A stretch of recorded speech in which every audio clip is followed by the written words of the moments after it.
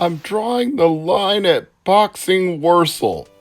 If you don't know that reference, don't worry about it, but it does explain what we're going to see today on the PC Engine Files. I'm your host, Mr. MegaManFan, and this is Bullfight, Ring no Haja. But that's not bullfighting, that's boxing, baby. This is professional boxing through the ranks of the Japanese leagues, rising up as an underdog to become the champion of the world.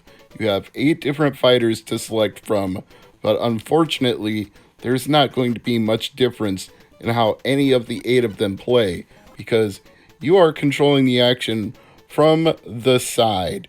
Yes, unlike Mike Tyson's Punch-Out, where you can dodge to the left and the right to avoid your opponent's blows and throw uppercuts, combos, knockouts, body shots, you can't do anything here but march forward and march backward. You can occasionally put your hands up to block a shot, but I find that to be terribly ineffective. You can occasionally knock your opponent backward with a well-timed jab, but that seems to happen more rarely than not in my experience. Now, I'm told there is an alternate mode to this game where you go through a vigilante-style beat-em-up mission, acquiring money and equipment along the way, but the boxing is so bad, I can't imagine I would want to do it as a beat-em-up side-scroller either, so I'm not even going to investigate that part, because my feeling is if I can't even win a single boxing match in Bullfight Ring no Haja, what's the point of any of the other modes of this game? And right now, I am getting my ass handed to me by this Hulk Hogan lookalike, complete with golden blonde hair, balding head, and bulging muscles. If he's not supposed to be Hulk Hogan, he's a damn good imitation of him. And presumably, they were basing some of this off the Rocky movie anyway, so I can imagine Thunder Lips would be a very popular choice for a game like this. And there, I get dropped to the canvas for a second time, and this time, no matter how hard I mashed the buttons, I was unable to recover. Now, if you're looking for a copy of Bullfight for your TurboGrafx or PC Engine collection, it is not a super expensive game. You can get a loose hue card for only $9.95 with free shipping. A quote-unquote sealed version can be had for $20, and other various copies go anywhere from $12 to $50, depending on what kind of condition you want it in. But you can get it for as low as $5.59 with $2.80 shipping if you want to wait a month because it had come all the way from Spain.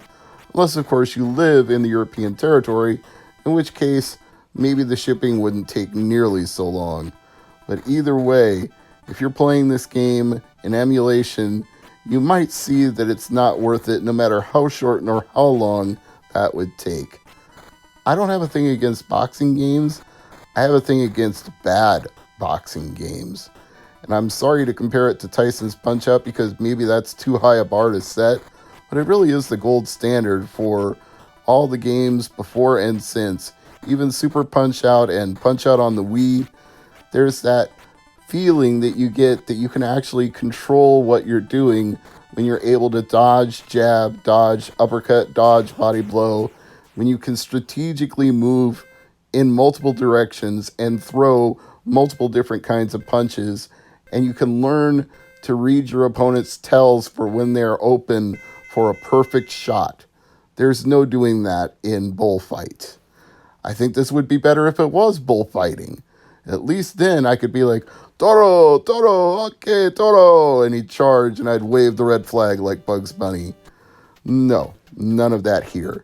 At least they are trying to offer some options because not only do you have these 8 different boxers, you also have 8 different managers, and there are even a couple of women in there, which is probably somewhat progressive for the time, but it doesn't seem to matter what your manager is because you're still crippled by having only 2 types of punches, this straight up jab and occasionally a body blow, and then you just get knocked backwards the whole time anyway, so what does it even matter?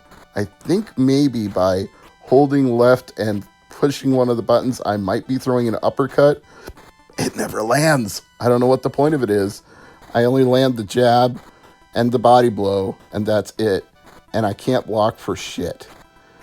I will admit there's probably a learning curve to this where I could get good at it over time, but it's really telling when you can find one particular move that works, and if you just repeat it ad nauseum, you do better than if you're actually trying.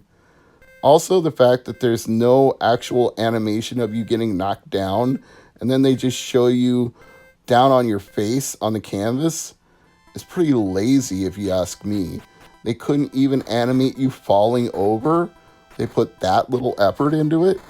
It seems to me there's probably a good reason Bullfight Ring no Haja is not a super expensive PC Engine game. It's not a highly desirable PC Engine game.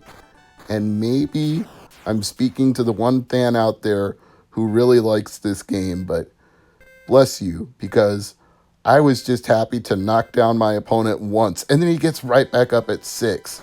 I have to struggle to get up barely before the count of 10, and the computer AI is like, nope, getting right off the canvas. And that's where I'm like, yeah, I don't know about this one. I think it's a budget title for a reason, so I am not putting Bullfight Ring no Haja on my recommended list for the PC Engine files, but I do appreciate you being here to watch the video and listen to me talk about Bullfight Ring no Haja. And if you're new to the channel, please subscribe, like, comment, and share. Thanks for watching. I'm Mr. MegaManFan. I'll see you next time.